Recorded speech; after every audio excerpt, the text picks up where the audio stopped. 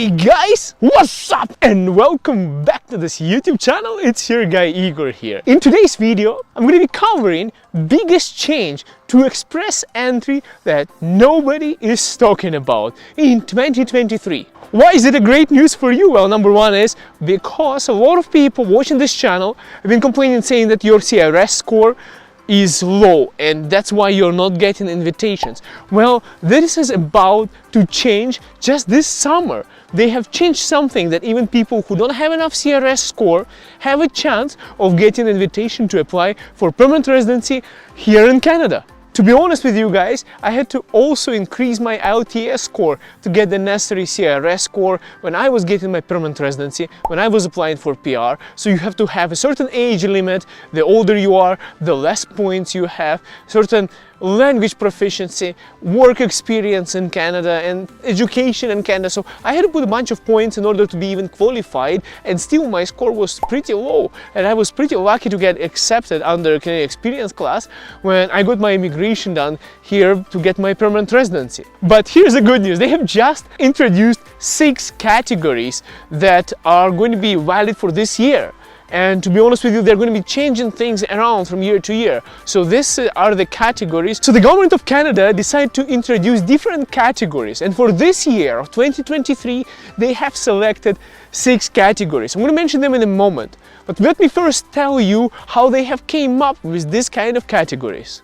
So the first way they came up with these categories is labor market projections. So they were in a communication, Canadian immigration, with other parts of Canadian government in terms of labor projections and what the labor demand is on the market. They did consultations between different provinces and territories to get input from different provincial governments. As some of you may know, but probably you don't know, I had to study this for my citizenship test after I got my permanent residency. But Canada has 3 branches of government, which is federal, provincial and municipal. So federal government had to consult with different provinces to come up with these categories. Here's a list of categories that they have came up with. Number 1 is, of course, French language proficiency. I don't know why it's so important, but I wanted to say most of Canada doesn't speak French, but for some reason federal government wants to be in a good relationship with French-speaking part of Canada, so Quebec. And there's a couple of other places that people do speak French.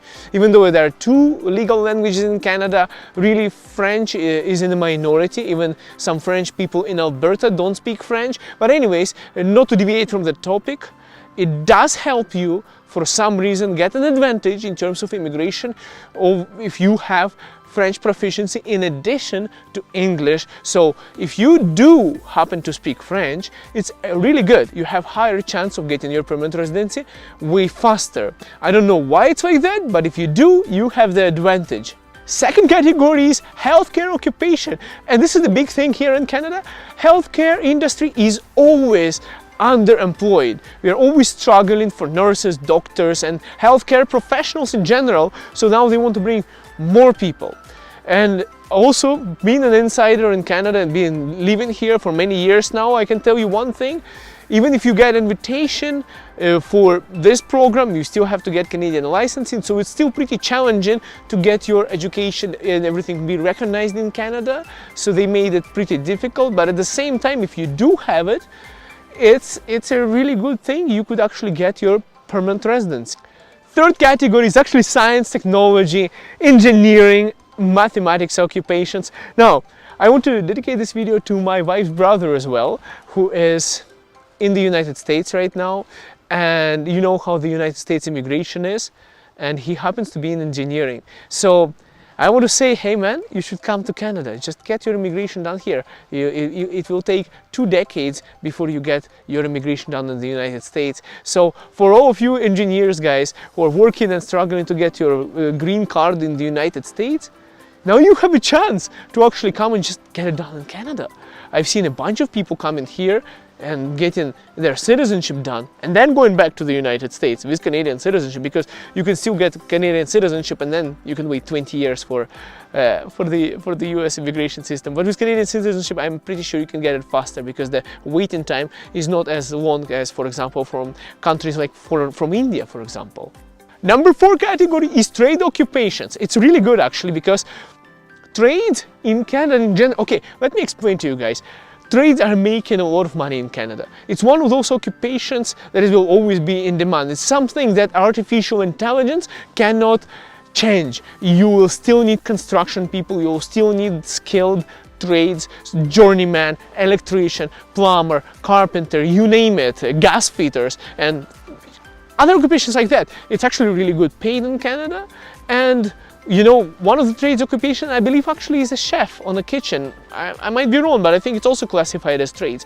But anyways, if you have those kind of skills and you don't want to be working in the office and still getting paid pretty decent salary, probably even more than most people working in the offices, trades can be a really great way to immigrate to Canada. But one of the challenges is the trades occupations could need to be recognized by the provinces. So in order for you to qualify under this, you might have to get a license within the province, and you could do that. You can do your own research on how that's done. But if you are into construction, or you are a carpenter, or you are a plumber, or whatever, this could be the gateway for you to get your permanent residency this year. Number 5, my favorite category. That's how I was almost going to apply to Canada. At some point, I was kind of watching these movies back home in Eastern Europe about truck drivers. So transportation occupations. It's the first time where Canada is like, you could be a truck driver and you can come to Canada. I mean, for a lot of people, and I even consider that myself, you look at the truck drivers here in Canada and you see how much money, how much income they're making. It's like, it's really great paying jobs. And now I know a lot of people in Eastern Europe, and of course even in India, let's say, because my wife is from India, that's why I keep on mentioning this country. This is actually a great pathway that just opened up this year. And number 6 is agri-food and agriculture occupations. So anyone of you guys working in that industry, that is too another way to get into Canada. There used to be other programs as well in the past, different ones. There are seasonal ones and there are permanent ones to get your permanent residency, but now they are introducing it into the express entry. So what's so cool about this entire list is that if you're an engineer, if you're a truck driver, if you're a construction guy and you're receiving an express entry and you know your English is not good enough, now you could use French proficiency if you have some French knowledge. I know some of you guys watching this channel actually do speak French, because some of you guys coming from countries, let's say like Lebanon too. A lot of people in Lebanon somehow speak French. A lot of people even even in India, I've seen people speaking French. So in a lot of Arabic countries and African countries too, like even people in Ukraine do speak French. Some people speak French, but they don't speak English though. So that's kind of a thing. You can get an advantage with this program, even if you don't have enough points to get invited under express entry. Here's my story, guys. In order for me to get invited to express entry, I had to build up a profile. And and what if you are watching this channel and you're thinking, okay, Igor, how do I immigrate to Canada? What do I do if my score is too low? And this is how you do it. Okay, I'm not an immigration consultant, I'm not licensed, even though I did immigration diploma to become an immigration consultant, and I decided not to do that because it's too stressful to handle people's immigration cases. So instead, I went into real estate and I became a realtor with eXp Realty in Calgary, Alberta here, and I help people buy and sell residential real estate. By the way, guys, my contacts are in the description of this video and in the comments. Just my phone number, just text me directly, not through WhatsApp. Best if you just text me from your phone number if you want to contact me. And my wife Neetu from Mumbai, she also went through the same immigration process. Now she is with DLC Clear Trust Mortgages and she's a mortgage broker. But that's not the way how we immigrated to Canada. You cannot really immigrate through these occupations that I mentioned, like a realtor or a mortgage broker, because this is more like of a self-employed person. You're kind of employed, but you're kind of subcontractor, so it doesn't help you with your immigration. So how did I get it done, the immigration? Guys, I looked at my express entry and I realized my points are not there. I looked around and I was like, what are my options? My options were to apply for Alberta Immigration Nominee Program. Now they made it as an Alberta something advantage program. They changed the program. That program no longer exists. It was there was a strategic recruitment stream. There used to be another program that was called International Graduate. They removed that one, so they changed a lot of things since then. That was the one option, but it's too long. Waiting time is 2 years, and you have to be in Canada. What was another option? Well, for me, in order to increase points, I studied in Canada for 2 years. It gave me extra points for my express entry.